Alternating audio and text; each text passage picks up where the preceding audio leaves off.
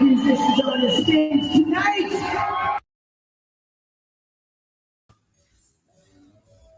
Like to thank my buddy, long time friend I grew up with, world-renowned drummer Bobby Rock. Thank you. Show will begin in 10 seconds.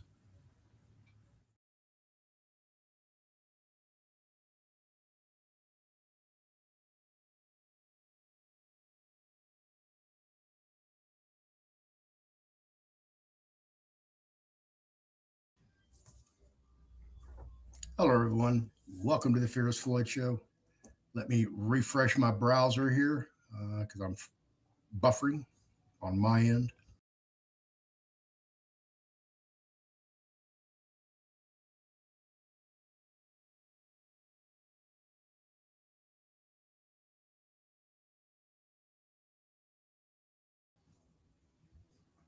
There we go. All righty. Well, welcome to the show, everybody. Again, I am Fearless Floyd. Welcome to the Fearless Floyd Show. And this is part 3 of a 4-part series that I'm doing on Todd Duell. So, thanks for everybody for contacting me, calling, texting, voicemail, Telegram even. So thank you for that. Again, I've had another long day of conversations. But, I thought about how I wanted to start this off. I talked about last night about my reputation at the beginning of the show, how I take pride in my reputation of acting as a man of honor, truth, integrity at all time. And I make an agreement, I live up to it. In fact, I had a viewer the other day. I was talked to her. She goes, "Yeah, I accidentally bought the On Trust book twice." I said, "Really?" She said, "Yeah," and didn't say anything else about it. And after she finished, talking about what she wanted to talk about, I said, "Well, hey, let me make you whole, because it sounds like you may need this book. So I'm just going to send you the Specialty Trust ebook to cover it. So that in my eyes." And she's like, "You can do that?" And I was like, "Yeah, absolutely. I'll do that. Here, let me send it to you." So I did. That's just how I roll. So let me explain something to you folks. When I tell you that I used to be one of the craziest, idiotic, moronic, I don't even know the adjective to describe somebody like I used to be, because I don't even know anybody like I used to be. That's how insane he is. Most of the people who knew me back then, they don't even talk to me these days. They avoid me. Some of them won't even be like Facebook friends. Terrified, absolutely. So I'm not going to say I lived a stellar life, because I did a lot of bad things to a lot of people. And I was very, very good at what I did when I did it. Absolutely. Count on it. But that's not who I am, and that's not what I'm about.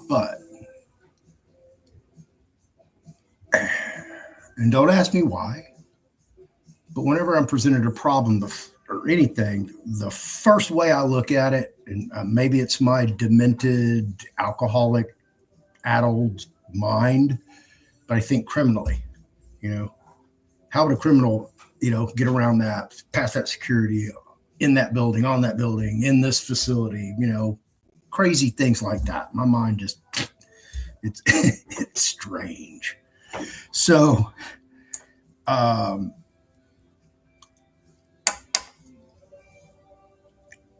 can spot counterfeit people, documents, instruments, processes pretty quickly. My track record speaks for itself. Okay. I've identified multiple people I've lost count. I don't think it's quite a dozen yet, but it's getting close to a dozen that I have exposed.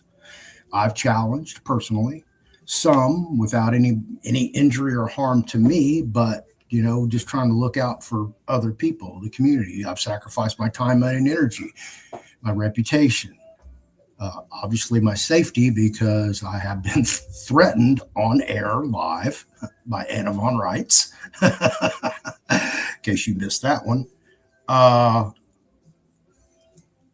So what I don't do it in haste, and I do it very thoroughly. So don't think just because I'm looking at Pacer and Dawson and some videos on social media or some social media profiles, if you think I'm that shallow, well, you've totally underestimated me and my history.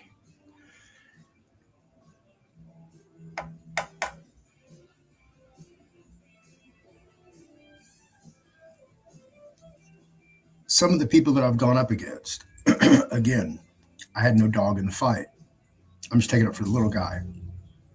Well, when I was in prison this last time, I was so overwhelmingly horrified by how the prison system had changed from back when I first got there in 1982, when it was a self-sufficient system, how it turned into this just aberration of what rehabilitation should actually really look like. So I thought I was going to be, Captain Save-A-Ho and save all these 10,000 offenders within the system.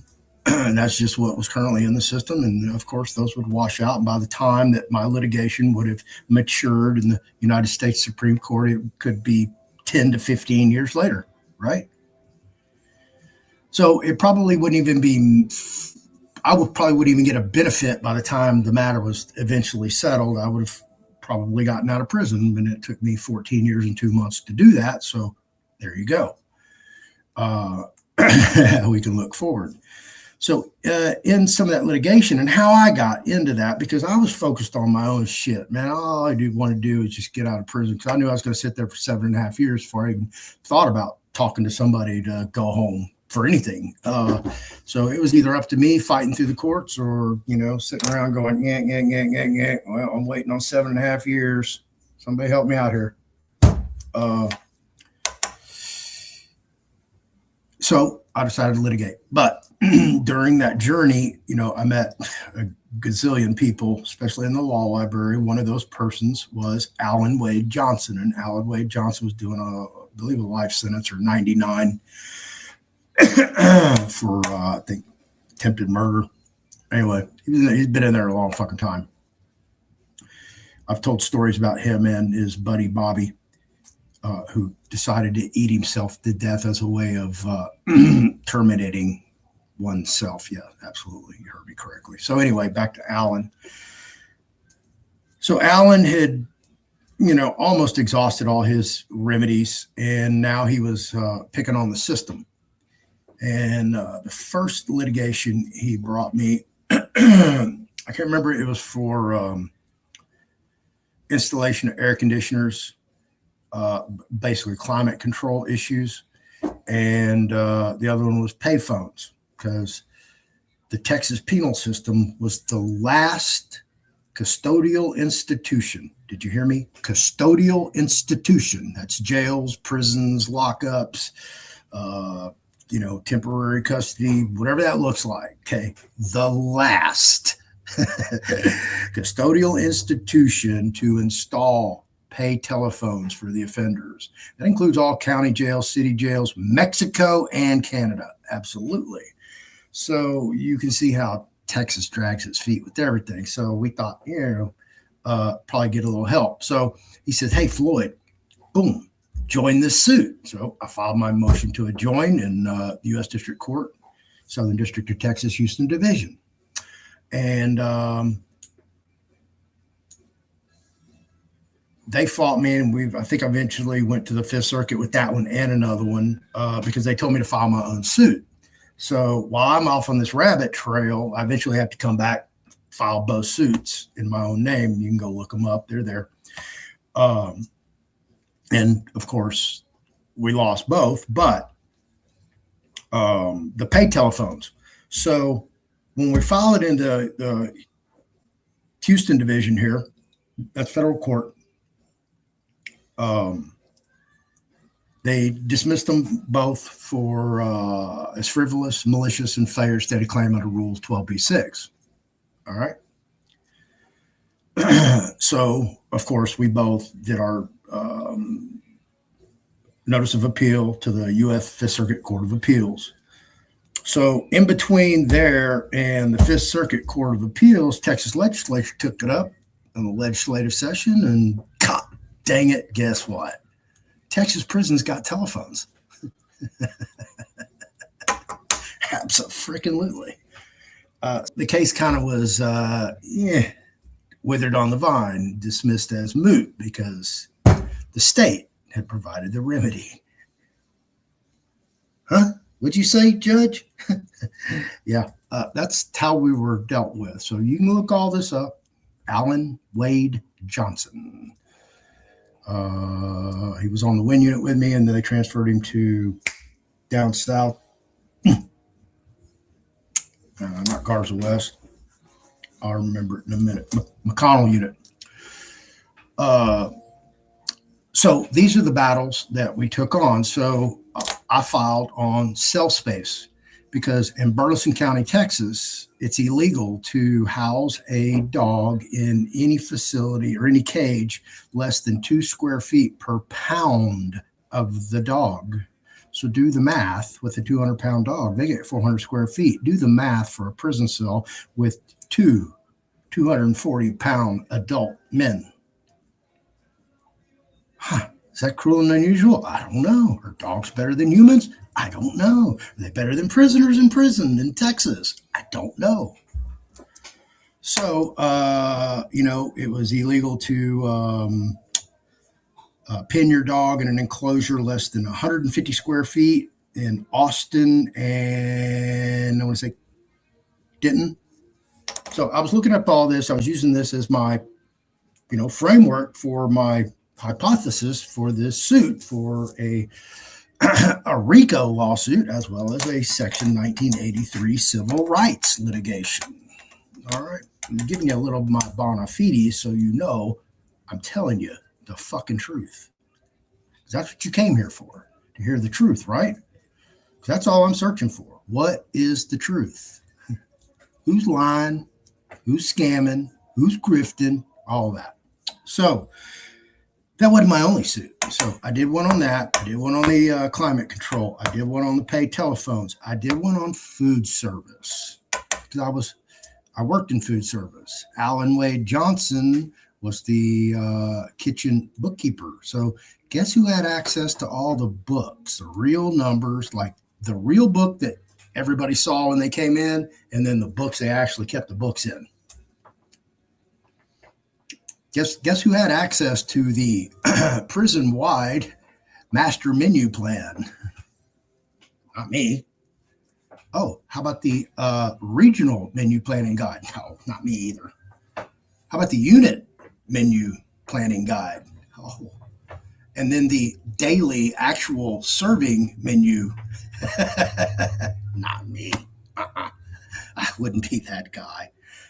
And then, of course, we had books that would tell you exactly all the nutritional value of certain things of fruits, vegetables, dairy. You catching on? So originally, when we initiated this action, me, myself, but I had to have assistance from other people, it was the food pyramid. Remember that thing? Yeah, well, while it was almost filed, they changed it to my plate. Remember that? Turned into the plate with little saucers on the side. But still, it changed just a little bit, not much, to effectuate it. So you could go on the USDA.gov website, and you could actually go to myplate.gov, which is the internal portal, and then you could put in all the specific information. Boom, and it'd tell you how much of your daily nutritional portions that you should have for each of these food groups, including your fats and oils and sugars and stuff like that. So it was very handy for you, like, okay, this is what I weigh, this is how active I am, blah, blah, blah, blah, and punch it in. Boom. Okay. This is what I should be getting fed every day. So let's go compare it to the menu. So for 90 days, every day, I got a breakfast, lunch, dinner every day, whether I wanted to or not, whether I was even going to eat or not, because I had to go down there and physically document. Check this out. Physically document what size serving utensil they were using, if they were using a 4-ounce, what we call ice cream scoop, or a 3.8 or a 3.6. Yes, they're that anal on some of these units where they're supposed to be serving 4. They'll use a 3.8 or a 3.6 so they can make it go further, because maybe the butchers stole the meat, made cheeseburgers, and sold them on the black market. Did I say that out loud? Yeah, stuff like that Happens all the time. So I had to go by there and document. Okay, I've got all the menus all the way up to the department that makes them for the whole unit, orders all the food with the budget, et cetera, et cetera. Got all these numbers. Okay, I know how much they're spending on food for the whole system, everything. I don't know how to research.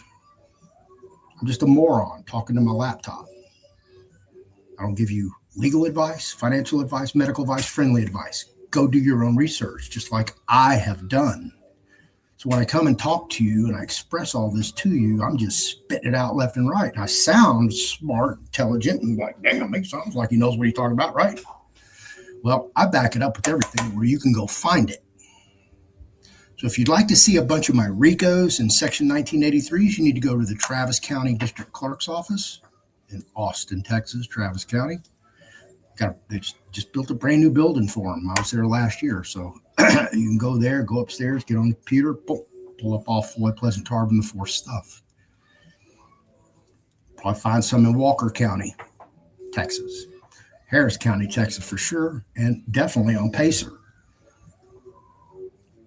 So again, I thought I was going to be Captain Save-A-Ho, and I was going to take on all this additional litigation aside from me hustling as a jailhouse lawyer, writ writer, doing litigation for other people. Some of them that was very complicated. You know, like I had one guy, he worked for one of the cartels down in the valley near Corpus Christi. And he shot this dude in broad fucking daylight in the middle of the street and executed him over like 5 or 10 pounds of weed, which is like $300 down there. And I go, dude, why? He goes, Floyd, you got to make a point. It's principle. If I don't do it, they're going to do me. I'm like, what? He goes, it's principle. His name's Randall Bolivar. You can write him, ask him, he'll tell you.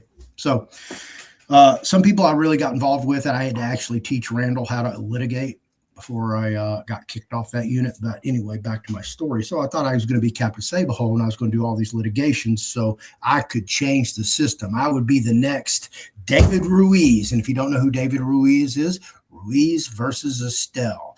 It's probably to this day still has the tentacles from the court of William Wayne Justice, who oversaw that case his entire judicial career. Absolutely. They had special masters, inspections, protocols, SOPs, and that's where just, they really tightened up the ship. I'm not going to say for the betterment of anyone, but that's just what happened. Okay. So I thought I was going to be the next David Ruiz, and I was going to really slam dunk these folks and just take them to the woodshed and beat the damn dog shit out of them and leave an imprint of my name. But, I didn't quite get that far, but they damn sure know who the Floyd Pleasant Tarvin IV is. Don't think they don't. I get emails and, some of them I open up and read, and then I'll go, okay. But some of them I'll open up who else got CC'd in some of these. And I'm just like, Jesus Christ, I'm tied up with that. I got CC'd with all of that. And, it goes everything from Secretary of State to the NSA, CIA, you name it. You name it. Media. Yeah, I'm just like, whoa, okay. But, I get it and understand why they're doing it. And I'm here for that. Okay. I earned the name Fearless in prison. I got it from Michael Wayman Williams, or Wilson rather. He's over on the Ramsey 1 unit in Rochelle, Texas. Y'all can write him too and ask him. He'll tell you, yeah, I was selling with Floyd, and I reached over the top bunk and I told him they were going to make him disappear. Because you can't tell the assistant warden he's a crackhead and alcoholic and a grievance. Want to make a bet.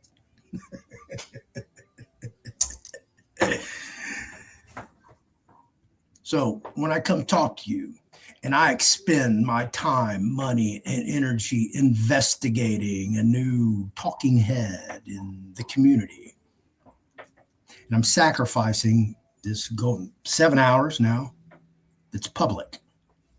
Okay? Public face those 7 hours, 27 minutes. Now, how much have I done in the private, off camera?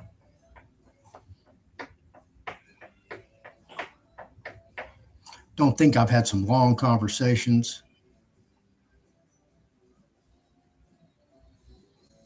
I already know the answer. I'm not going to disclose the answer until part 4. And I really don't know when I'm going to do part 4 yet, because we're going to do part 3. And I want to continue to go through the record, because the record documents everything. It tells you everything you need to know. For me, because I've personally read transcripts, hard transcripts of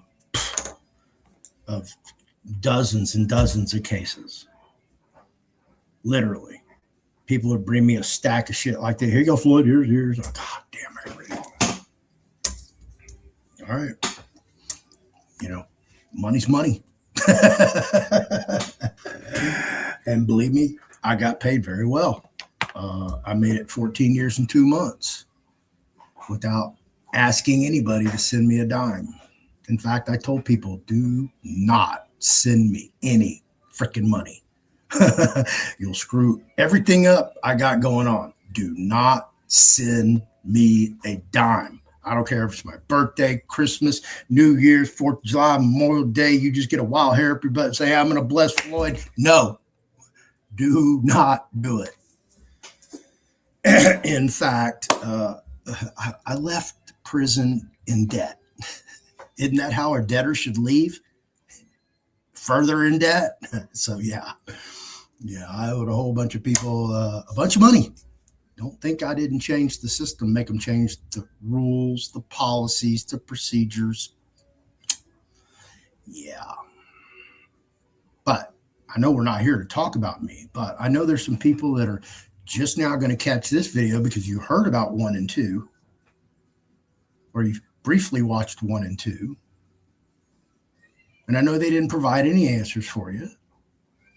And I don't know if you've vested your time, your energy, or your money with Todd or any one of his associates and cohorts. Remember, I don't give advice. Why? Because I look for facts, and I let the facts speak for themselves, don't I? Again, my track record is like astronomical. You know, I'm not like batting 500. I'm way above that. I'm not going to say I'm batting 1,000%, but you can bet your sweet ass I'm probably above 3/4, 750. I could go through the list, but like I said, I don't keep I'm not putting notches in my belt. Well, I got so-and-so. No. Do you really think I've got shit to do? This right here, this whole thing, I need to read this. This is on family offices, okay? I started on it. I'm on the introduction. But instead, I've been on the phone all day talking to people. So you don't have to believe me. You don't have to trust me. Because everything I do it under oath. Because I swear to tell truth, whole truth, nothing but truth, so help me God. Because remember, I consider myself a temple of God, so that when you meet me, you're like, damn, that dude's 63? 63 and a half, actually. And I hadn't been able to lift weights in 18 months. Nothing to mention, since every time I try, it just get more painful. So I'm healing. Don't know when the day is I'm going to be able to do that ever. If I don't know, but I still have to find other ways to stay healthy so I can be wealthy. And that's what I want everybody to be able to do. I don't want you giving your money away to the next big thing because they keep promising you a pot of gold at the end of the rainbow. It sounds great. It sounds almost too good to be true, Floyd. Well, right? I'm telling you, folks, I see very few people succeed over in this arena. Believe me, there are some successful people. But nobody's just like, come on, I don't give a fuck. What you throw? Throw it. Curve, change up, fastball. I'm going to knock it out of. I told you. Grand fucking slam, baby. Next pitch. Come on, bitch. Bam. Grand slam, baby. Ain't nobody doing that. Nobody. And I'm getting ready to do a year-end review of all these clowns who come out of the woodwork and blew up and, I'm a legal eagle. And, they've washed out. Some of them 3 different times. Some of them even more than that. And it's idiotic. Anybody would listen to anything that they have to say. I mean, anything. If they said the sky's blue, you'd probably have to go question it. I mean, some of them are that damn bad. Okay. I'm not saying I'm the smartest guy in the room. I'm the expert on everything. No. That's why I have guests on here. That's why I call people. That's why I can call people and talk to them. You see who comes on my show. They're not scared. James Lovett will come on my show. Brian Pashlaway will come on my show. Wesley will come on my show. I've asked Eon a million times, but Eon, man, that dude's just busy. Every time I talk to him, he's busy. He's doing his own thing. I get it. I'm busy too.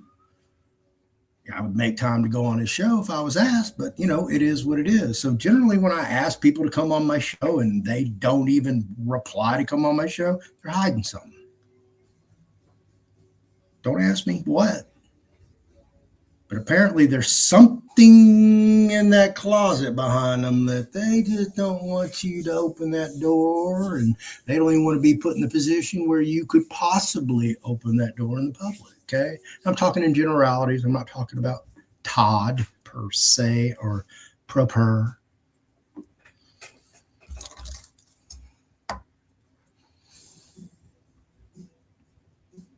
I'm just kind of bent that, even when exposed, even when told that,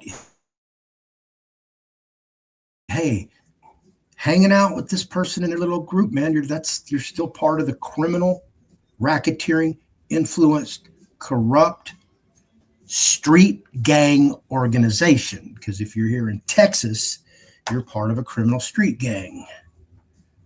And if you're the ringleader, you're the kingpin. My boy Brandon. Give me 1 second.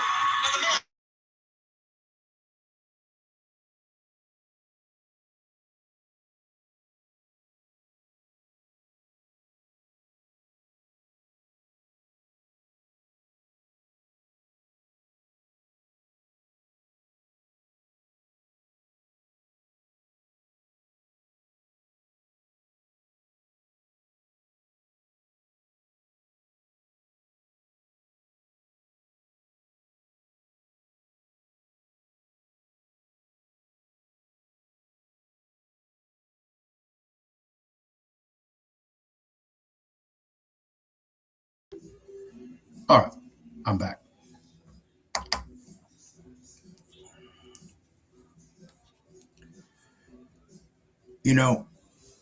Part of the whole Todd notoriety is that movie, The Birthright.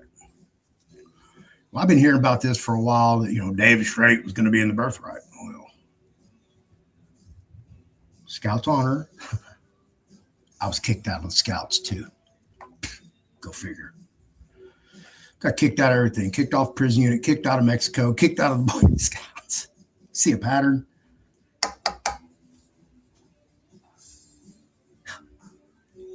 Crazy.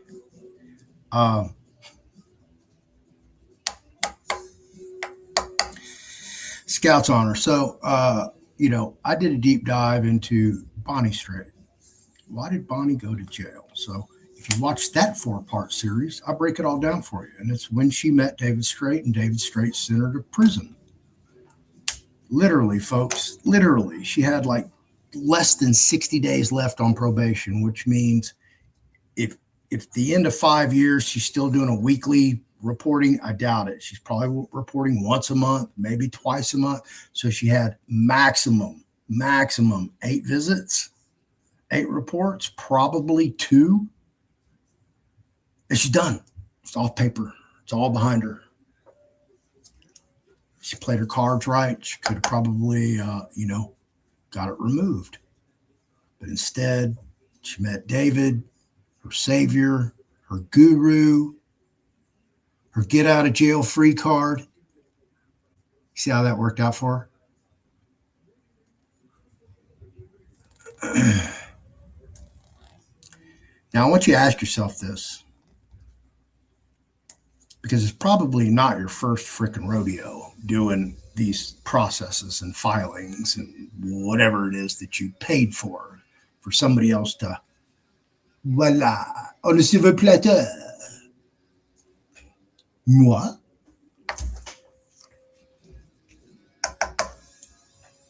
And then you went back for seconds. So here you are. Generally, by the time you find me, you're on life support, and there's nothing I can do to help you. Sadly. And I get it. Everybody's looking for a way out. When you hear somebody, talk the good game, it's believable. And then when people vouch for people without doing their homework, it becomes something altogether different. So what I have a problem with, a huge problem, okay? And I'm going to say this out loud. Y'all some stupid motherfuckers. If you don't know who I'm talking to, hopefully they just went right by you because you're not one of those. But the ones who just take shit at face value, give their money away without finding out who these people are and what their background really is. And it just amazes me.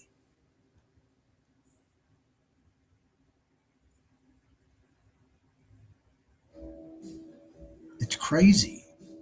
I don't understand why people would follow Anna von Reitz. Anna von Reitz has not been successful at doing any fucking thing. Nothing except taking money from her viewers. And when you figure it all out, what happens? You get kicked the fuck out.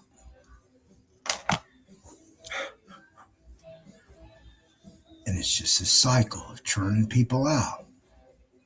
I get it. You're fed up with this stupid ass government we have. Well, the government's a system. And if you think you're going to be some outside organism to penetrate it, good luck with that, because it's this huge conglomerate of parasitic entity just sucking on the life force of all its citizens with fines, fees, and taxes. And they're not going to surrender. And nobody's going to walk in and tell the sheriff, get the fuck out of here, dude. You're fired. I'm the sheriff now. Oh, you are? Deputies, y'all get this Yahoo out of here.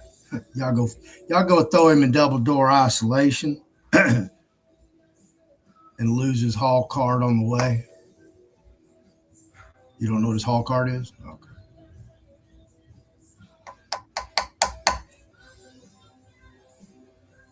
I don't know what the fuck I'm talking about.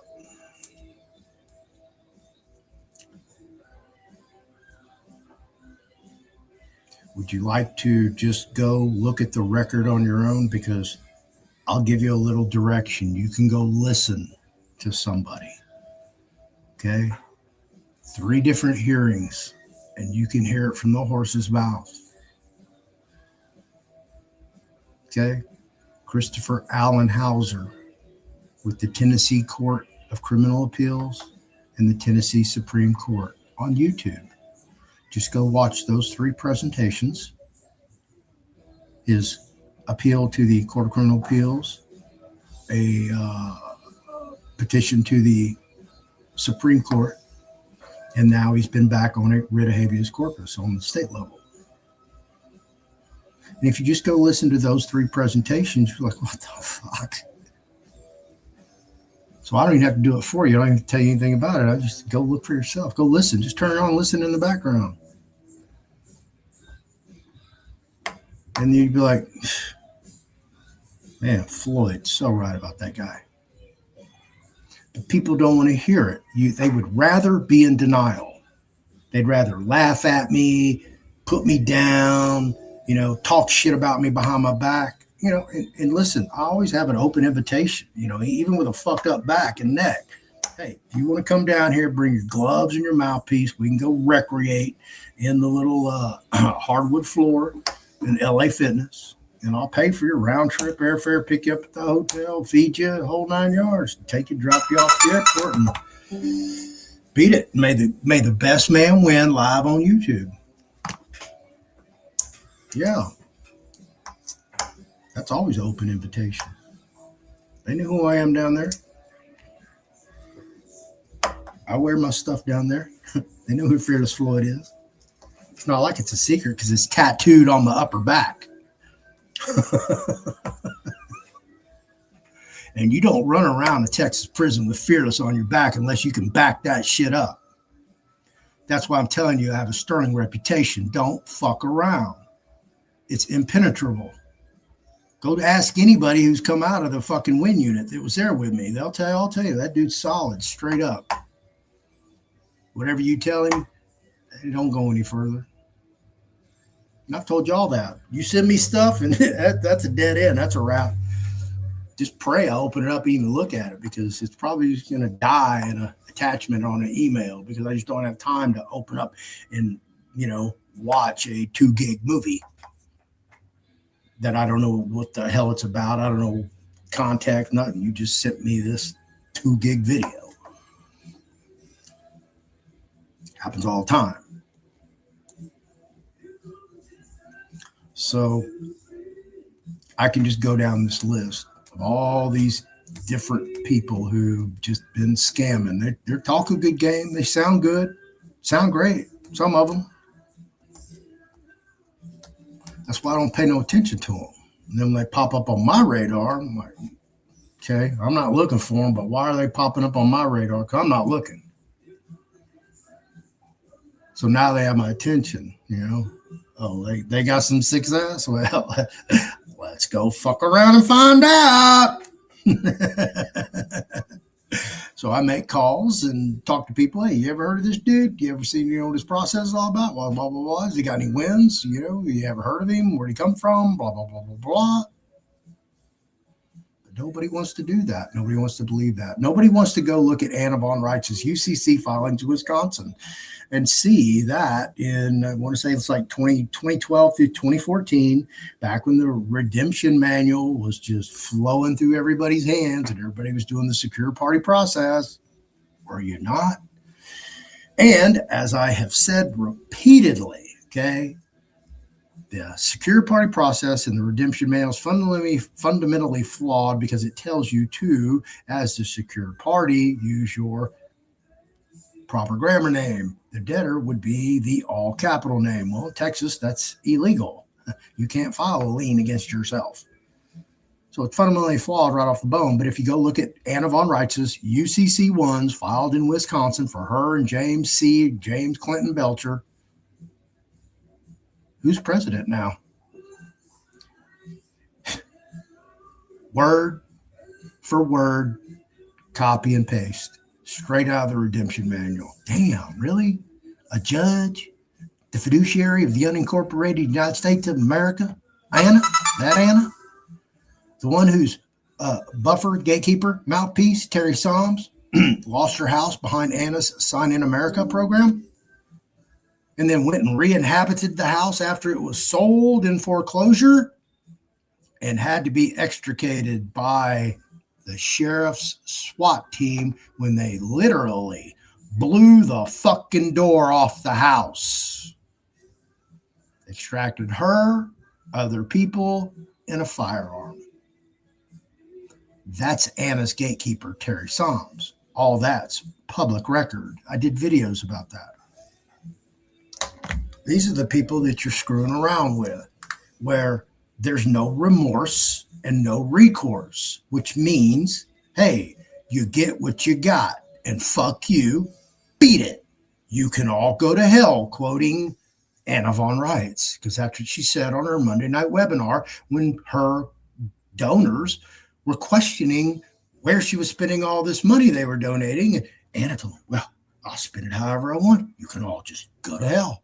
I went, really? You just told everybody to go to hell for sending you money? Bitch, I ain't never sending you a fucking dime. Who the fuck are you? And that's when my investigation started, because everybody kept talking about Anna von Reitz. When I became Chief Justice, I wanted to know who the hell Anna von Reitz was. What kind of authority do I really have as a Chief Justice in some assembly of people? And boy, did I get a fucking eye-opener. Absolutely. So, you can either believe me or not believe me, but I guarantee you, okay, some of the information that I have, I cannot share at this present moment. I don't have permission, but I have it. Okay? That's why I said I already know the answer.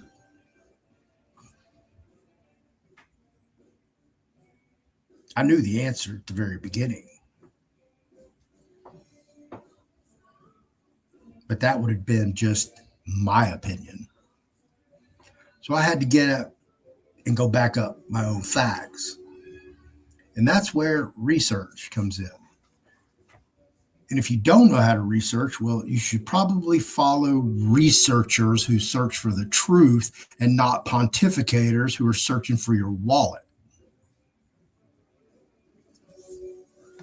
Okay? Yes. I sell trust books. I sell trust classes. I sell trusts.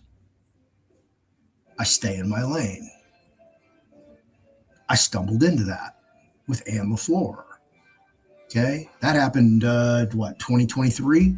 We're going on almost 2.5 years now.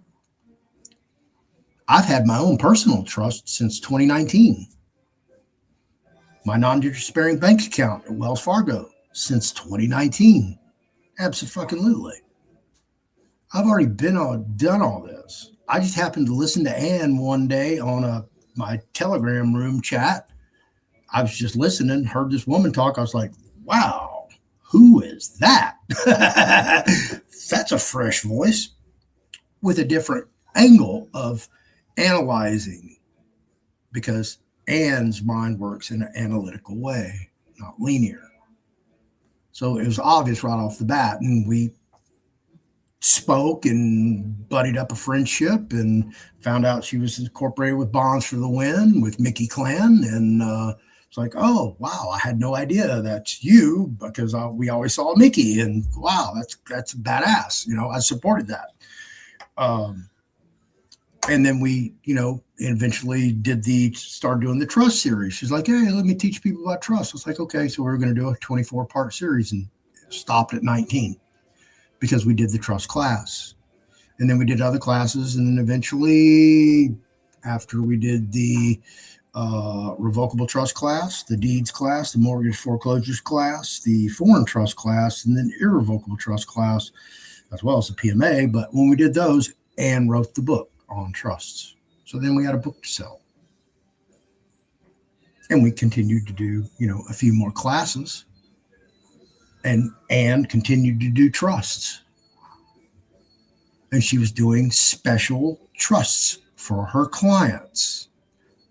A handful of those are in specialty trusts. The other book she published, which caught me totally by surprise, because she's like, here, Floyd, the book's done. I'm like, what? Damn. Really? How big is it? And it's the same size as the other one. So that's the evolution of me and Ann as friends, associates, business partners, instructors, mentor. Absolutely. And I'm very proud to work with her. She, believe me, was offered a lot of money to go join another guru. And she turned it down because she's a person of honor. She said, no, I got to deal with Floyd. But you can make a bunch of money. She's like, no, I got an agreement with Floyd. And she stuck by that. And of course, I exposed that person for the fraud that he was, the legal moron, Mr. Morano. Y'all know who I'm talking about if you know who I'm talking about. And I take my own time to do this. I could be doing other things right now, but I'm doing this video on this. Don't ask me why I do these videos. I can't tell you. You know why? Because I used to drive, and sadly, I was mainly an alcoholic, and I kept driving myself to jail or to prison. And in hindsight, I believe maybe 1 or 2 PIs just because I was getting mouthy where I wasn't intoxicated, I didn't have anything. I was just like being a mouthy asshole like I was. But every other time I've been to jail, except for like traffic tickets or something, except one time I was intoxicated. Absolutely. I was alcoholic, full-blown alcoholic in my senior year of high school, where I drank all day, every damn day. Literally. If I got to school, somebody said, let's go get donuts, beer was next. I mean, like, next. Donuts, beer. It was sad.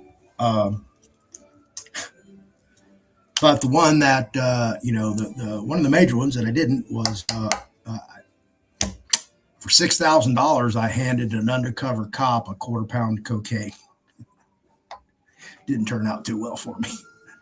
Yeah, that was like one of the few times I was not just freaking blown out of my mind, acting a goddamn fool.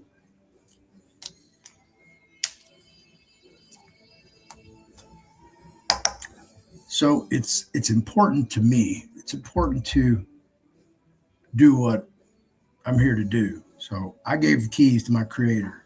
My creator drives the car.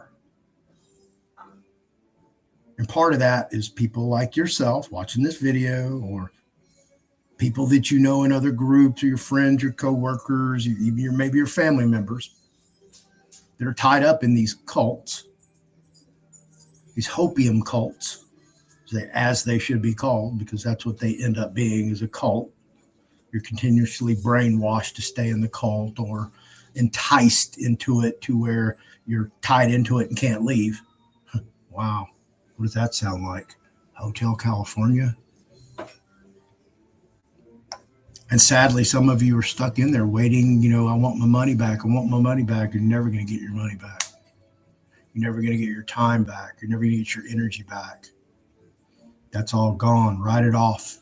Face the shame, the embarrassment, and hold your fucking self accountable for being lazy, ignorant, and unknowledgeable. And start learning who these people are. Vet them. Why do you think I am so transparent about who I am, what I was, who I am now, and what I do? I tell you the truth about everything because nobody is ever going to be able to hold anything over me. Nobody's going to be like, hey, look, Floyd, no, I talked about that in this video, or, 3 or 4 or 5 videos. Good luck. Next, bump it on down. Can't fade the heat. Get the fuck out of the kitchen. I've taken on people on my own volition. Nobody even asked me to do it. I was like, hey, man, that dude's really doing that? He's fucking over all those people? And nobody will stand up to him. And for one person, Scam Anderson, J-Boy Productions. Maybe you've heard of him. He was terrorizing multiple podcasters. Some with 100,000 subscribers. They wouldn't stand up to him. And again, he wanted to come over here and he wanted to piss in my front yard. take a shit in my front yard and not pick it up? Well, you got my attention. And believe me, folks, when you get my attention and I gotta go put on a gun and a badge and be the police, you fucking got my attention. And when I reach out to you with a kind gesture invitation to just have a discussion and you rebuff that, you might as well just throw a red flag in my face.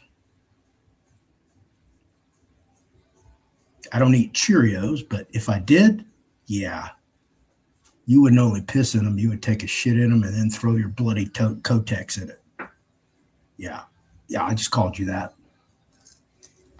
Meow, meow, meow, meow, meow, meow, meow, meow, meow, meow, meow, meow, meow, meow, meow, meow.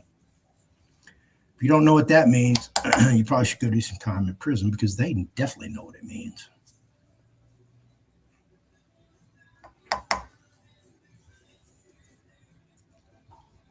You're never, ever, ever going to meet anybody like me. You're never going to hear the stories that I've lived and experienced from other people. I don't know anybody who's lived in a penthouse, crack house, dated Playboy centerfolds, penthouse pets, fucking been a rock star in Fifth Ward, and 3 or 4 o'clock in the morning in an abandoned house that had no electricity, no running water, holes in the floor, ceiling caved in, and brought his little beautiful white girlfriend. Oh yeah. Who just go dive into lower 9th Ward in New Orleans to go buy crack in the middle of the night. Yeah, I'm that dumbass. I'm that crazy motherfucker who has never been scared of anything. I just had no boundaries. So I take these people on and I challenge them. It's like, hey, come on, let's just have a fucking discussion. Let's have a debate. I'm going through this with Sean over there, the old sidekick to Sabrina Wallace with Dr. Ed Group. Got to be on a little Zoom today with Ed where we're discussing water fasting.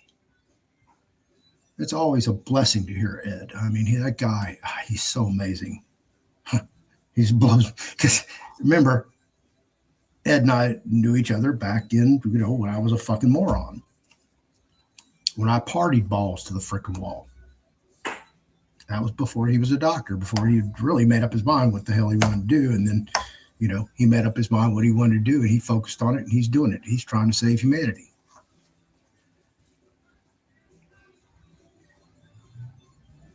It's somebody to idolize. I'm not going to say I idolize Ed, but man, I am damn impressed with him every time I hear him speak. So I'm very proud to call him a friend.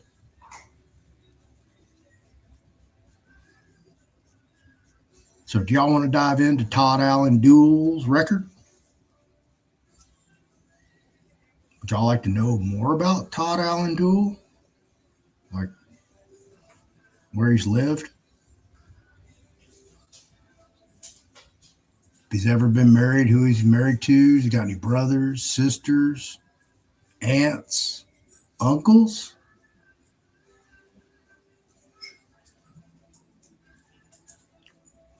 I don't have any of that information. I would have no idea his father's full name or his birth date or where he resides today. I wouldn't know any of that information.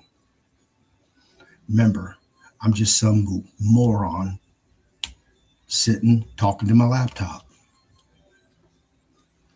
Because I don't know how to do homework. I don't know how to research. I don't know how to study. I don't know how to read. I don't know how to vet people. I don't know how to identify counterfeit and frauds. I don't know any of that. Don't take my word for it. Go watch my videos that I have produced. Almost 1,500. I would say I probably have produced 1,500 videos by now. But I'm close as far as numerically.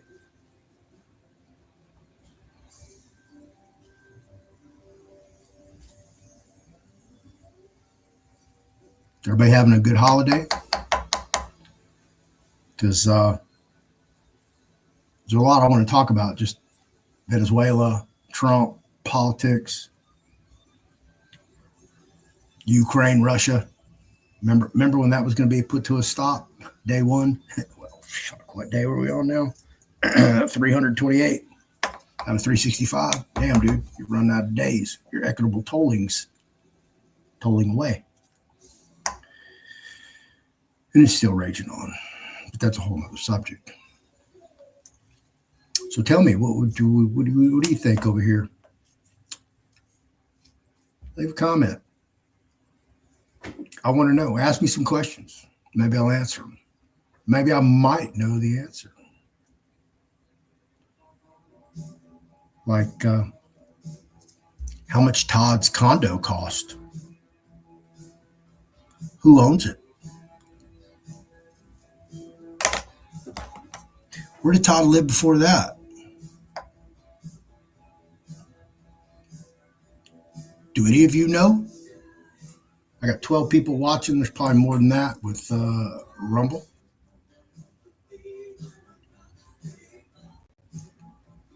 But I want you to know, okay? There's not 10, 20, couple dozen people. We're talking hundreds of people, if not thousands of people, okay, are standing in line to send Todd money or to get assistance from Todd. And Todd's eventually going to take it because you're going to give it to him. Because a fool and his money are soon departed.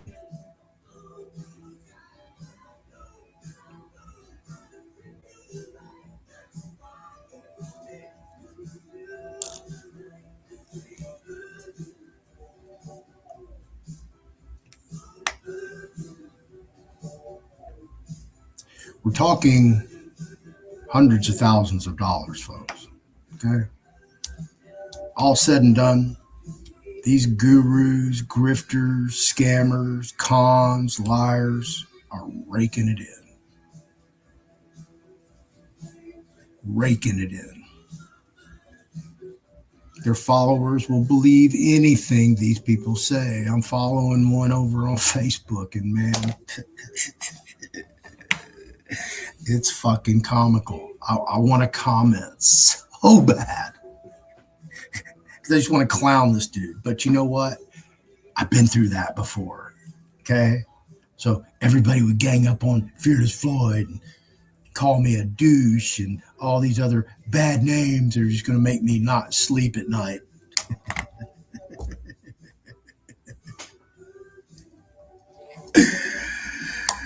So I have to restrain myself. But, you know, these fools have hundreds and hundreds of people following them, if not thousands. And it's just sad. Sad. Sad.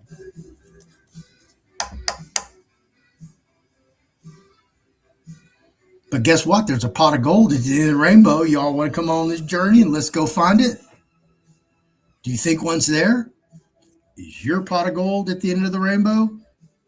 Could be mine, could be yours, could be the government's. But we're going to go along with Todd, and we're going to search his record, and we're going to go all the way down the line. And we're going to read it. And we're probably going to have to finish up in part 4. And in part 4, I'll show my hand. And I'll tell you the facts. I'll lay them all out for you. But we have to go through the record because that's what I said I would do. Regardless of the outcome, we're going to go through the record because I want to know in Todd's own voice what he was going through in the legal realm. What is his legal IQ, his legal acumen? How well versed is he in the machinations of state law, federal law, habeas, Section 1983, civil RICOs, request for injunctions, certificate of appealability, an appeal brief. Are you following me? Because when he was locked up in San Diego and he filed, he wrote this long narrative of every transgression that they were doing to him, every little nitpick and nuance. Even quoted him. That's what I'm looking for. I want to hear Todd's voice. I want to hear it when you're under duress and coercion, where you're literally begging for relief. But some people, they can't frame it outside their passion. And that tells me a lot. Because any well-versed litigator does not put passion, feelings into a legal vehicle.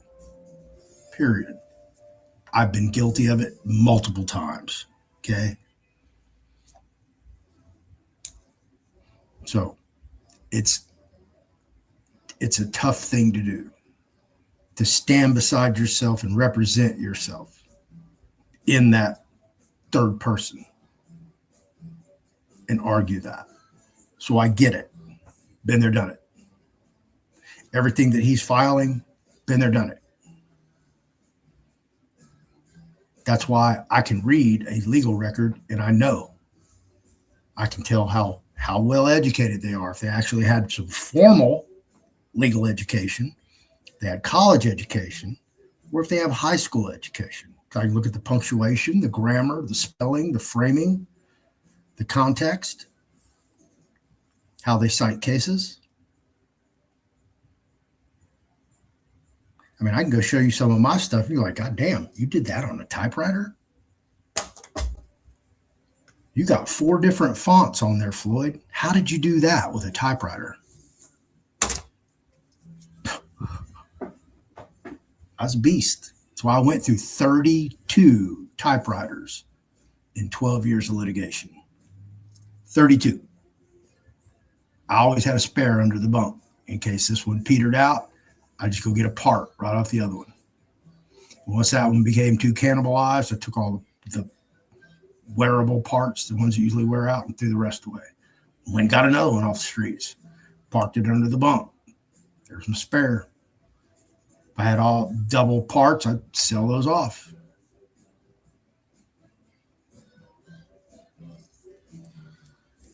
I still can't emulate the work that I did in prison out here. It's too many distractions, too unfocused, too much other bullshit running through my mind. So I know what it takes to be like just laser freaking focused with no distractions, no friends, no family, no TV. Don't give a fuck about TV. Only thing I'm doing, I got KPFT and what was the other one I listened to? The other one down there in the, in the 90s, 89, something like that.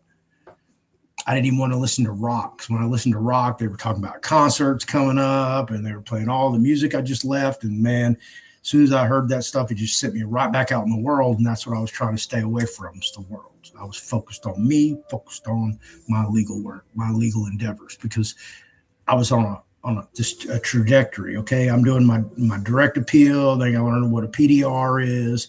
Then I got to learn what a writ of certiorari is.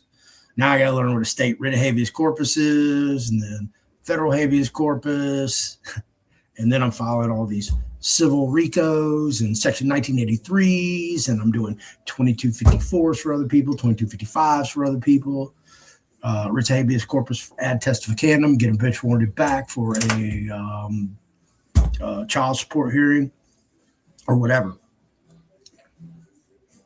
So not only do, I pulled my name up in, I think, part 1 of this series, and I was published 24 times. Todd. Oh, Todd wasn't published. It's not like that was my goals to get published. No, my goal was to win. It just so happens there I am, published 24 times. The proof's in the pudding. So You don't have to believe me. Now, all 24 wins? No. Absolutely not. Probably batting about 300. And simply because they were not going to let me win. I mean, when the Texas Attorney General goes outside their own legal team and hires an attorney to litigate against my dumbass, that tells you everything you need to know. And then to put a cherry on top of the Texas Sunday that they had, I was in full high security restraints. Yeah, ankle chains, leather belt wrapped around my waist, hands handcuffed, box put in there where you can't twist your hands, and then padlocked to the leather belt on my waist. That's how I litigated in the grand jury room of the Walker County Courthouse in front of the late Judge Keeling against a free world attorney and an assistant attorney general. Seriously, swear to God. So when I see these people pop up on the scene like they do, who are you? What are your bona fides? Let me go look at your track record. What you got? Because it's easy to spit out a process. Because believe me, I used to hear this knucklehead walk around my house all day, every fucking day, 24/7 when he wasn't asleep, pitching the same fucking shit every goddamn day. It just got nauseating. Because I heard it 1,000 times already. Okay. Jesus, man. Can he not talk about anything else? So when people talk about this to other people all day, they got that pitch down. Just like I can tell these stories, you know, some of them I've told over and over and over and over and over that just, and I don't even tell y'all all the details of them. I just give y'all, you know, the glossy. There's all the highlights. I was thinking about that the other day when I was telling y'all a story. I was like, man, I didn't even tell them the whole story. Just gave them a part. So, you know, people who follow me for a reason. People who are dedicated and loyal, they're dedicated and loyal for a reason. There's a reason I can talk to some of these people in the community. And, you know, if I really wanted them on the show right now, I could call them and say, hey, man, I'm going to send you a link. I want you to come on my show. And they would do it. Those are people with integrity, honor, good faith, and clean hands. And generally when people go over to interviews to get softball pitches, because that's what they're doing, they're pitching you. They're giving you the pitch. Did you get it? And you have to see through that. You know, when I tell you that my sixth grade uncle signed the treaty with the United States, the Treaty of New York of 1781, he was the lead signatory and lead negotiator. Honorary General Alexander McGilvery, and his father was Chief Red Cloud. So I come from indigenous royalty, and I can prove it. I can back that up with my ancestral tree. Anybody can look it up. We have a website, the Tarvin family, and we've traced our lineage all the way back to where? Tarvin, England. Oh, that's when we got a last name. Before that, it was just some Muskogee Creek, that unpronounceable name. Almost like an African or one of these Indian names. You're like, God dang, that's a lot of consonants. How do you even say that? And then I could tell you my great aunt got honored, was it 2024, on the back of a quarter in the women's series, Jovita Idar. And you can go look that up. And they had a ceremony. It was like May of 24 in San Antonio for the whole presentation for our family. And for some reason, nobody told me about it. So I didn't make that. And these are things you can go look up for yourself. So when you hear people talk about their past and their relatives and their friends and their jobs and things that they've done, their successes and just the little things, and they say these things to pump themselves up. And let me tell you, man, I can't tell you how many special forces I met in prison, scientists, man, because in prison, you can be whoever you want to be. You can say whatever you want to say. Your story can be anything that you can imagine because there's nobody there to vet it. And then if you got a couple homeboys from the world, they're going to back you up. Oh, yeah, that nigga had a 76 Caddy, man. He had the swingers on it. Carrot feelers. Metaflight. Okay, sure you did. Congratulations. I hope you still have it when you get out. Oh, no, man, that'd be long gone. They repossessed it. I've heard these stories ad nauseum in prison. So, I've heard the cons, heard the games. It's just, that's why when you folks call me and you have an issue and you start to tell me your story and I have to stop you, if you're going to tell me something that I need to really pay attention to because I'm going to counsel you with something, I pay very close attention to the words that you say because words have meaning. If you talk in too generality, I will stop you.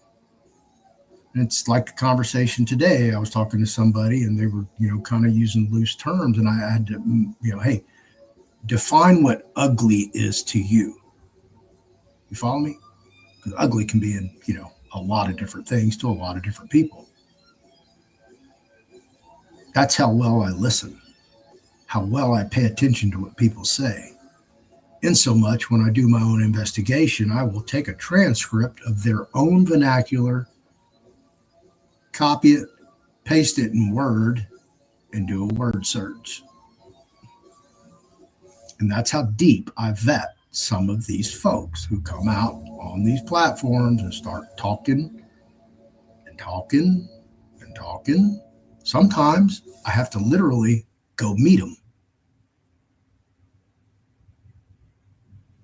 I think I've done my due diligence to community. I think I've earned my badge of honor. I think my reputation kind of speaks for itself now. So if you're involved with somebody that you think that may be scamming you, lying to you, taking you on this fruitless endeavor, whatever that looks like, and you want them vetted, don't come alone. Make sure you have the facts. And if you have some supporting witnesses to assist with that, yeah, bring them on. I'll put their bitch ass on Front Street. I ain't scared. That's why they call me Fearless Floyd. So I will take up for the underdog. I will fight for people that I don't even know when I won't even see the benefit of my efforts. All those cases that I did for climate control, cell space, food service, most of them, I just shut them down. Why? I got tired of being disrespected, fighting for people who had no respect for me, didn't want to feed me, didn't want to clothe me, didn't know who I was, didn't care who I was, didn't care what I was fighting for. So why the fuck do I want to fight for these assholes? So I stopped. It's like, fuck this. I'm just going to focus on me and focus on hustling. That's it. That's all you need to do. Quit trying to save the world, Floyd. So in that transition from prison to the world, somewhere between January and April 15th, 2016, something inside me in Brownwood, Texas, at the Havens unit went, if you go out there and act a fucking fool, you're going to do that 60 years on the layaway plan, and you're going to accumulate a whole bunch of stuff that you really kind of want, and you're going to lose it all, and you're going to go back, and you're going to cycle out like a recidivist.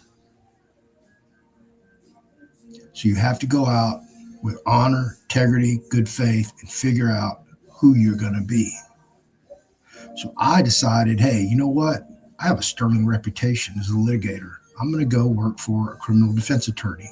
And I set out hundreds of resumes and sightings of all my published cases to every top defense attorney in Houston, surrounding areas.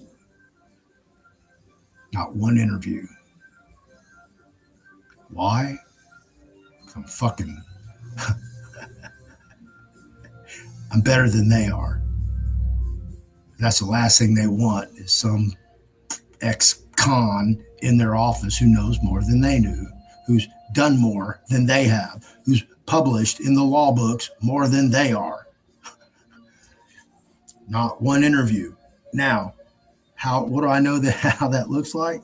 Because my buddy Chris, he was on the win unit with me in the law library. He got out before me. Chris did a flat 25. You heard me, 25 years flat. So he got out and created a little handyman service, and he does litigation for criminal defense attorneys on the side. Absolutely. He's done death penalty writs. He's done appeal briefs. Published. He's not. The attorney is that he did the work for. And we still talk. We hooked up at the parole office. He'll send me stuff. Floyd, check this out. It's like, damn, dude, you beat their ass again. Because that's it, man. That's all we want to do is win. Because it's so hard to win when you don't have a bar number. You have a warehouse receipt number. They kind of frown upon you when you're like really too smart. And if you're like stupid smart, really stupid smart, they'll declare you a vexatious litigant, just like they did in the Walker County grand jury room with me. See a pattern? Not only are we going to deny this meaningful access to courts, but we're going to hire somebody to help us do it. And then we're going to restrain this fool. And then this fool wants to argue with the judge whether or not the state of Texas is an incorporation or a republic. So me and Judge Keeling, we decided we were going to agree to disagree kindly because he thought it was a republic, and I had the documents to prove it was a corporation, but I couldn't find them because I was so restrained.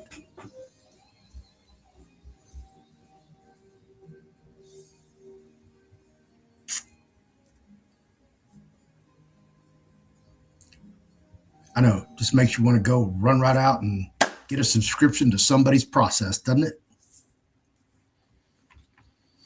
And I know I haven't even dug into the record yet, but, y'all want to go? I've been asking y'all for questions.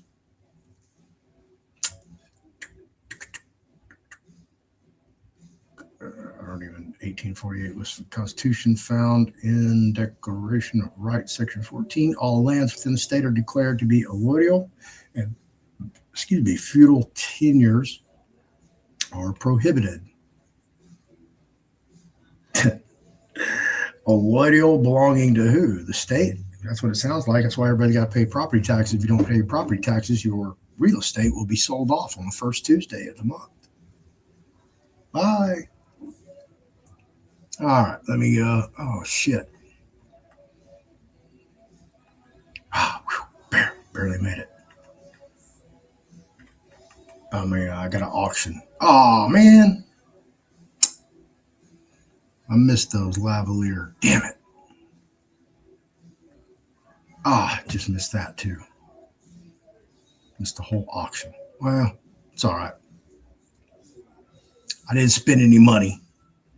That's a good thing. Speaking of money, silver. Did y'all buy silver? Silver was like up to almost $62, if not $62. Not to get off topic.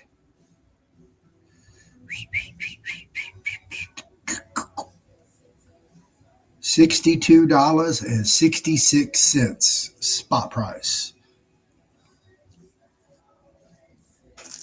One of these little babies right here, these little dimes. That's actually what I got here. 3, 4, 10. Wow. That is $45, folks. $45. That's 10 dimes. $45 for real.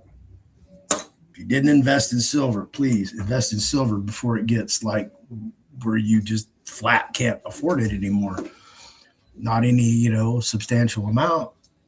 If you'd bought it, back when I told you, at $20, you tripled your money. So anyway, back to Mr. Duell. Where's it at? I got so much stuff open.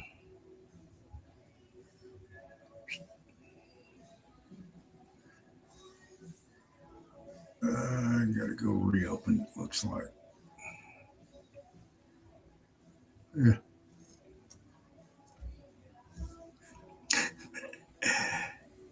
Y'all like fruitcakes?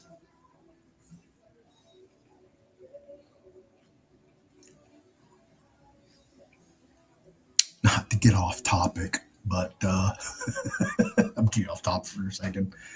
Fruitcakes.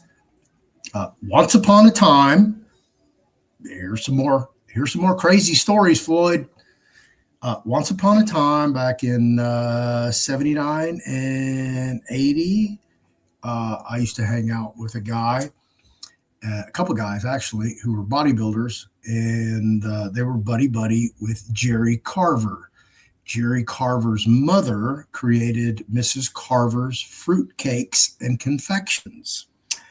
And Jerry was this fabulous queen, and all over his McMansion over on McGregor Drive, all the bedrooms were a color. So you went to the gold room and everything in it was gold. Pillows, towels, sheets, shower curtain, carpet, walls, everything was gold. Then you have the red room and blue room, the green room, etc. So anyway, Mrs. Carver's Fruitcake Confection. So he had these little tins, the ones you'll snap open. They're like 2 inches by 2 inches. And inside, he would have individually wrapped fruitcake samples from his mother's fruitcakes and confections. And I tell you what, man, I was sad because Jerry had no offspring, and nobody took the company over. And I imagine he just probably ran it into the ground. But Mrs. Carver's Fruitcakes and Confections, they had so many different fruitcakes, and they were so delicious.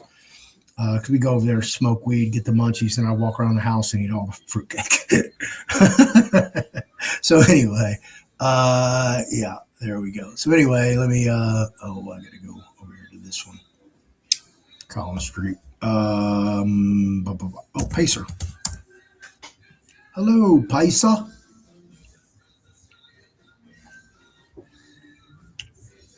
Am I signed in? No. A different page.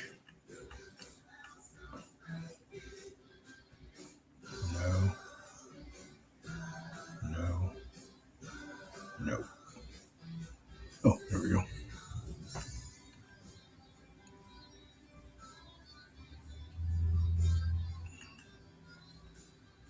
Fearless Floyd.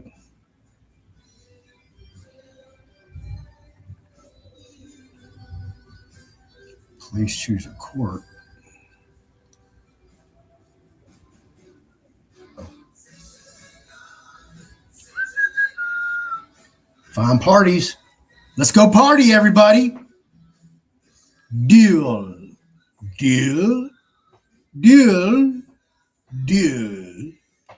Anybody know Duel? So this is about as far as we got right here. And we know Gore was his custodian. And let's just go dive in. And of course, we always go to docket report right here. You can go to case summary if you want, but I always go to docket report because the docket runs everything. And you just hit run report right there. And it tells you over here who it's assigned to Judge William Q. Hayes, but it was referred to Magistrate Shopler. And again, we have the Title 28 USC Section 2254 a petition for writ habeas corpus challenging a state custodial conviction. So we have Todd Duell, and that is his sheriff's identification number, his basically temporary warehouse receipt number. And you see he's proceeding pro se, and it's against the sheriff. I'm sorry. There you go. William Gore and Xavier Becerra, who's the attorney general. And petition for writ habeas corpus. And you just go open this document up or click there. These are 10 cents a page, 133 pages. Are you ready? 31 pages. I think we've looked at this already for some reason, because I've already looked at a 31-page document.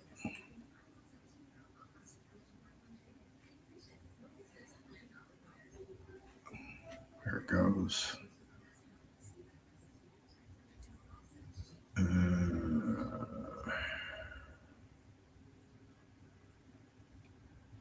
I don't even care about all this mumbo jumbo. This is what he's locked up for. I found this all out today. These are penal codes right here.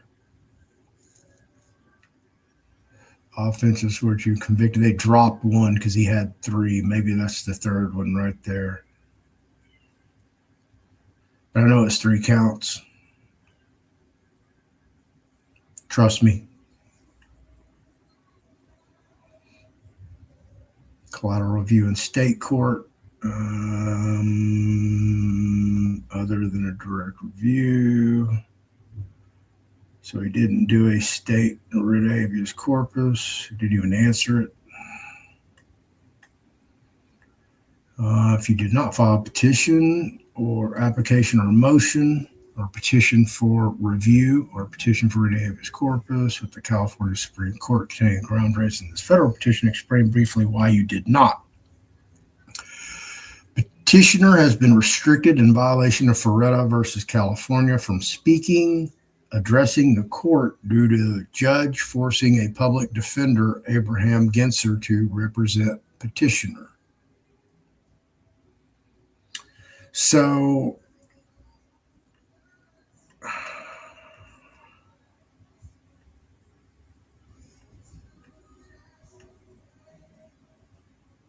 he wasn't really clear on that. Again, I'm listening to words. What he says. So date of judgment and conviction. So he's been convicted. So I don't know if that was a plea bargain or a jury trial. Let's see if it tells us. Ventura County, length of sentence. He did not put this sentence on here. So I can go look up this court case and get it all.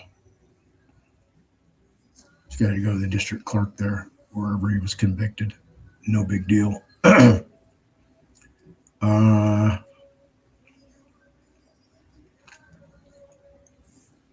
Caution, exhaustion of state court remedies. In order to proceed in federal court, you must ordinarily first exhaust your state court remedies by presenting your claims to the California Supreme Court. Even if you have exhausted some grounds by raising them before the California Supreme Court, you must first present all grounds to the California Supreme Court before raising them in your federal petition. Well, guess where this writ of habeas corpus is going? Nowhere. Petitioner terminated all agency relations with the United States and state of California. See attached pleadings, exhibits, etc. Respondents are operating in violation of restatement of the law on agency, section 8.2 or 12. Petitioner reserves his rights to private arbitration, FAA 9 U.S.C. 1 through 16, C. Shine versus Archer, 586 U.S., yet to assign the page number. That's what that blank means. 2019. So it's been settled now and published. Ground 2. Respondents violated doctrine of 27 CFR 72.11, commercial crimes defined, and Black Diamond SS Corp versus Robert Stewart and Sons, 336 U.S. 306. 1949, commercial liability applies, supporting facts, see attached pleadings, exhibits, etc. Petitioner tendered posted financial instruments, bonds to settle all outstanding liabilities in relation to all charges, as was his right as principal owner to said securities properties. Respondents were not allowed to keep petitioner vessel, aka principal, in custody after bonds posted for settlement. Petitioner terminated agency, thereby revoking legal title to said Todd Duell estate / trust from U.S. Attorney General and State of California post New Deal construction in parentheses, and merged legal and equitable title, thereby collapsing said trust. Petitioner reserves his rights to provide arbitration. Again, the same citings. Ground 3, prison conditions violations at George Bailey Detention Center. That's not what you bring up in a writ of habeas corpus, but okay. Supporting facts. See affidavit of Kelly Duell with associated exhibits. See pleadings, exhibits, etc. Problem issue. No one wants to take responsibility for the defendant unhealthy conditions at George Bailey Detention Facility. Why would they ever do that? George Bailey Detention Facility does not allow petitioner to timely access law library. Well, you would file for an injunctive relief. Did I say that out loud? God, I'm thinking out loud again. Supporting facts. Without access to the law library, petitioner does not have meaningful access to the courts. Turner versus Rogers, 131. Supreme Court reporter at page 2507. And how you read this, this tells you what the volume is, 131. And that tells you what page it begins on. This is the year that it was opined by the United States Supreme Court. Now, when you see the U.S. up here, where's that one at? Right here. This is the ancillary publication. These will be in the same book, but they'll be different. So this is the 586, and then they haven't yet to assign it a page number. And there's generally 3 sightings. They'll have a lawyer's edition as well. They get their own separate one. And here we go. Todd Duell. Elizabeth Duell. Signature, petitioner, attorney in fact. So, Kelly Elizabeth Duell. So, Kelly, I believe, is his sister. I have to go double check on that.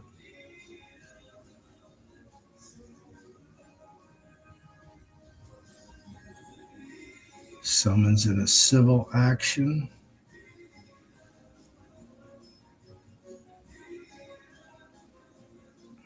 Proof of service, summons, proof of service. Certificate of service. Blow this up. I don't want y'all to miss a word. All right. Petition writ habeas corpus, affidavit in support of petition writ habeas corpus. Yeah, good. Affidavit. Memorandum of law in support of petition for writ habeas corpus. And trust memorandum of law in support of petition for writ habeas corpus. List of exhibits in support of petition for writ habeas corpus. Notice of Haynes versus Kerner and proposed order. Was served on all the defendants. And I don't need to read all the blah, blah, blah stuff. All right. Parties. Principal is an international organization for which Todd Duell is the living man, appearing in the capacity as principal owner, having terminated all agency with both the United States and state of California. See Exhibits 1 and 2. Petitioner, principal, place of abode is presently in the county at large, San Diego, being held against his will in the George Bailey Detention Facility in San Diego. Respondents are as follows: William Gore, Sheriff, blah, blah, blah, blah, blah. Xavier Becerra, Attorney General. Introduction. Principal brings this action to obtain relief in regard to 4 specific issues for resolution: recognition and enforcement. This is number 1. Recognition and enforcement of agency termination. Hold on. I thought you were an internationally protected person. I thought you were already recognized. So why are you asking for recognition and enforcement of agency termination through the United States District Court? I don't know. Number 2, recognition and relief to violations of 27 CFR 72.11 and Black Diamond SS Corp versus Robert Stewart and Sons, 336 U.S. 386, 1949, wherein respondents can have the vessel/man or the bonds for penal sums charges, but not both. 3, prison condition violations. And 4, no access to a law library in accordance with the premises set forth in TAD USDC Petition 28 USC 2254 200 421. Turner versus Rogers 131 Supreme Court. And right to counsel violations in accord with Ferretta versus California. This is the admonishment you get when you go before the court to represent yourself. Call it Ferretta admonishment. So remember when I told you that I can read what somebody's wrote and I can determine their legal acumen. So I doubt he wrote this. His sister may have wrote it, or somebody else did, or a paralegal. I don't know. But first of all, generally, when you cite a case, so let me just go, where's his first citing?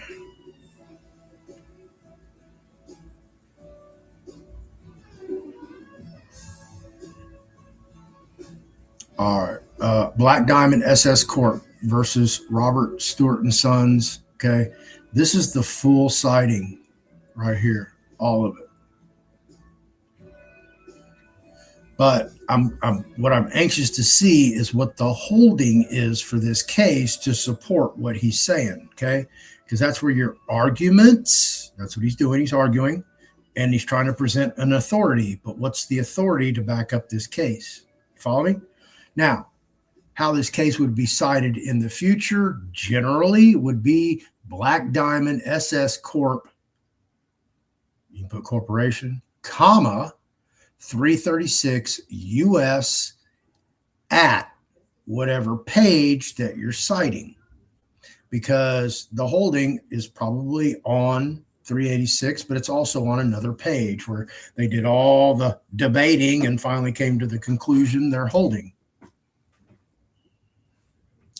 Okay, again here, Turner versus Rogers, full citing, doesn't tell you at what page the actual holding is. Same thing with Ferretta over here.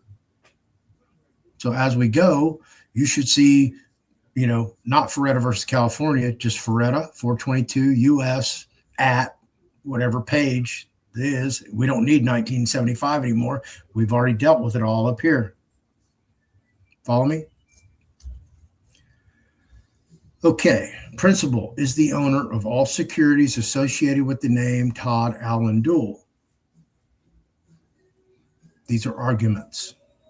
Principal has no agency agreement with respondents or the United States. See Exhibits 1 and 2 in list of exhibits in support of petition for writ habeas corpus under 28 U.S.C. Section 2254 by person in state custody.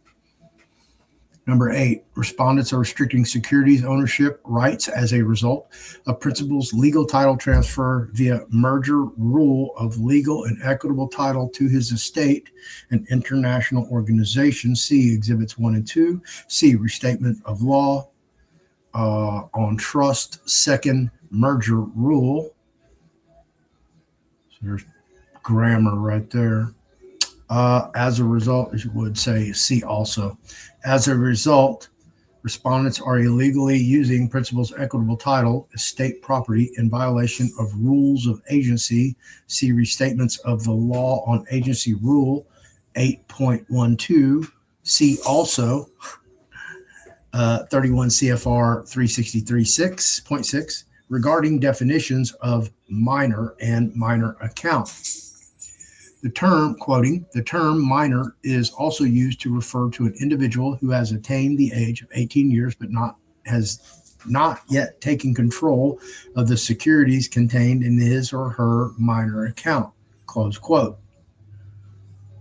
Where's that quote coming from? It's just a quote. Whose quote is it? Todd's? I guess, I don't know, is that coming out of 31 CFR? Because that's incorrectly cited, if it is. That's what I mean. You can't tell what this goes to. It's kind of like an orphan. Does it or doesn't it? This is how I can tell you how mature people are when they draft legal vehicles. I can read it. I've read enough trash in my life to know trash when I see it, and somebody who actually knows what the hell they're doing. Let's see. Title was transferred from State of California custodian to principal. See Exhibits 1 and 2. Count 1, breach of agency. Petitioner Duell, a living man, incorporates the allegations in paragraph 1 through 8 above.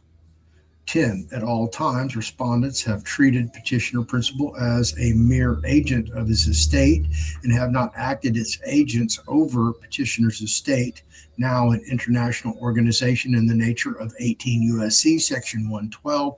That would be the federal criminal title. Respondents have treated principal's property as their own in violation of restatements of law on agency. Third, Section 8.12 C, Memorandum of Law in support of the petition for writ habeas corpus under 2254, petition of state custody. Page 3, all agency relations with the United States, the state of California, blah, blah, blah, blah, covered this. Respondents have continued to use principal's property as their own in violation of agency and trust rules. C, the trust memorandum of law in support of petition for writ habeas corpus under 28 U.S.C. Section 2254, petition of state custody. Can't wait. Proof of this continued usage is found in Exhibit 3 regarding various CUSIP numbers. The CUSIP numbers are proof of securitized property emanating from principal's estate property, real and personal. Title was transferred from respondent, State of California grantor, to petitioner principal grantee. See Exhibit 1. See also Wikipedia, law of agency. Oh, there's a good source. Wikipedia. Say hi. The United States is a subsidiary corporation in relation to the United Kingdom. See, memorandum of law. I'm not going to say all that. See, what he should have done is when you cite that once, hereinafter memorandum, and then you just say memorandum through the rest of the petition. You don't continue to write all of that out. So some law clerk, legal assistant, legal secretary, paralegal has to read all this, because when they start reading this shit over and over and over, they're like, man, how many pages is this? And that's when they start getting blurry-eyed and just not really reading it. Pages 4, 5, and 6 in relation to the U.S., UK 300 through 399 blocking series, wherein the United States entered into a tax and social security treaty so that the United Kingdom can tax the United States citizens operating in agency trust relations. Even President George W. Bush and New York Mayor Giuliani were knighted, swear allegiance to by the British Crown, aka Commonwealth. George W. Bush was knighted? Really? Giuliani was knighted? I mean, is that even real?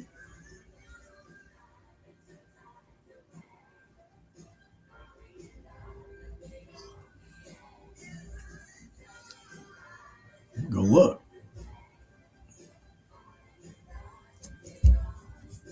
I like how it gives you news from the left, news from the right. Statement contains inaccuracies. President George W. Bush was not knighted by the British Crown. However, his father, George H.W. Bush, was made an honorary knight, Grand Cross of the Order of the Bath, by Queen Elizabeth II in 1993. As an American citizen, he did not become Sir George, but is entitled to use the post-nominal letters. Well, too late now. He did. Rudy Giuliani received an honorary knighthood as Knight of Commander of the Order of the British Empire in 2002, in recognition of his leadership following September 11 attacks. Oh, did not know that. Wow. Wow. Congratulations, guys. Right? So he's incorrect. He left off at H. But good, I guess. Don't ask me how that applies here. But 13, pursuant to the restatement third agency, section 8.12, comment B reads, Chapter 8, duties of agent and principal to each other. Topic 1, agent's duty to principal. Title C, duties of performance. Section 8.12, duties regarding principal's property segregation, property record keeping, and accounting. An agent has a duty subject to any agreement with the principal not to deal with the principal's property so that it appears to be the agent's property, not to mingle the principal's property with anyone else's, and to keep and render accounts of the principal of money or other property received or paid out on the principal's account.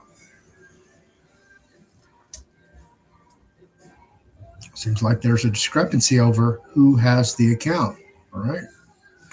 Breach of contract is defined by Ballantyne's Law Dictionary, 3rd edition, as a failure without legal excuse to perform any promise which forms a whole or part of a contract, including refusal of a party to recognize the existence of a contract or of the doing of something inconsistent with its existence. Citibank versus Erskine and Sons. Dude, fucking, are you kidding me?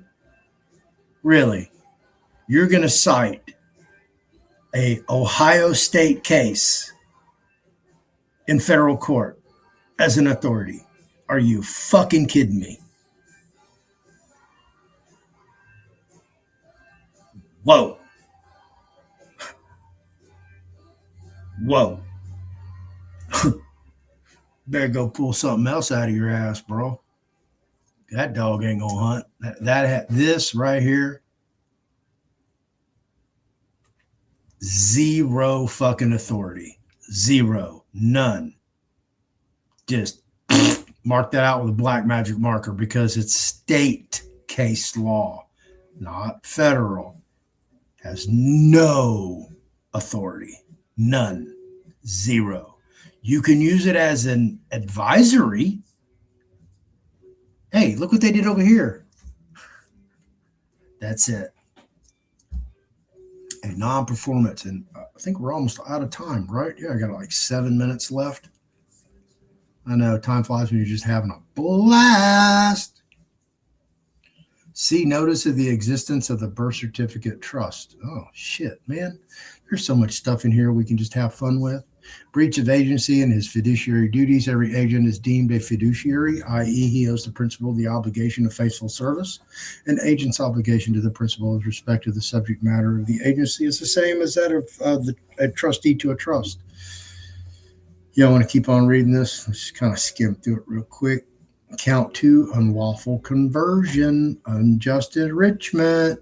Unlawful conversion is defined by Ballantyne's Law Dictionary, 3rd edition, as a distinct act of dominion wrongfully exerted over another's personal property in denial of or inconsistent with his title or rights therein, or in derogation, exclusion, or defiance of such title or rights. 18, American Jurisprudence 2nd, conversion, that's section 1.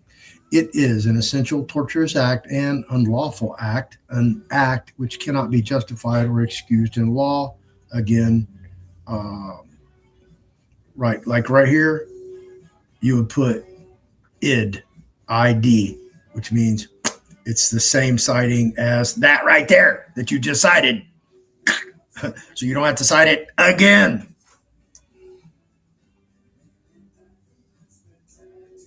The nature of the act of conversion. To constitute a conversion, the act must be such as to indicate as assertion of a right of control or dominion over the property adversely to the owner. Consolidated Company versus Curtis, 1892, 1 QB. Again, another case that holds zero water in this venue of federal district court. Period. Here's some more goofy bullshit. Bristol versus Burt, 7 Johns, 254, New York. Another state case.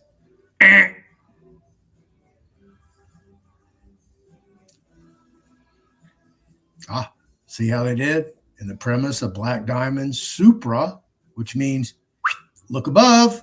If it said infra, it would say look below. But it should say supra at page or section number, whatever that was cited in. But it doesn't, it just says supra. So go look for it. We're not going to tell you where it's at.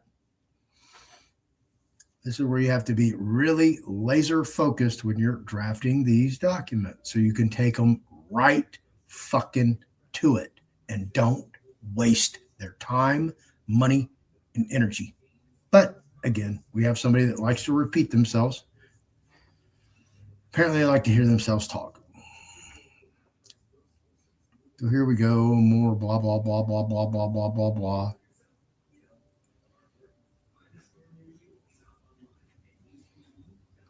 Now, see, they cited Black Diamond, but they still have not given you the specific page number where all allegedly these quotes right here are at in the Black Diamond case. So right there, I know this is inept. Their legal acumen is not up to par. So they're talking about Rule 51. Rule 51 of what? What rules are we talking about? Are these the rules of civil procedure, rules of court, rules of evidence, rules of appellate procedure, local rules? Talk to me. Talk to me. Tell me.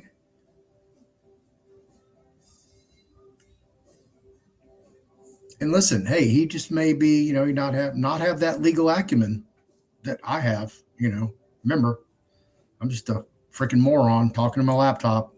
Nothing big, nothing to see here, folks. Bump it on down. Next! See, I'm good at that because once upon a time I used to work in the security office for captains and majors and assistant wardens. And when I'd be processing people that came in or out of the chain, bump it on down. Next! I know. Living conditions, you might as well just put big black magic marker on all this. None of that. You can't even bring this up in a writ of habeas corpus. You bring it up in a section 1983, which he got admonished to do. He's bitching about all his little aches and pains. Petitioner demands a cell be provided, not a communal dormitory, a pair of shoes, and medical attention for his ailments. He's got ailments. And no shoes. Let's see. Let's see what's wrong with this guy. Let's see what he's claiming because he was on SNAP benefits. Uh-oh. Uh-oh.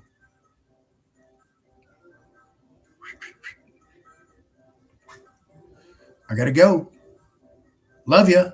Catch you on part 4. Stay tuned. Good night, everybody.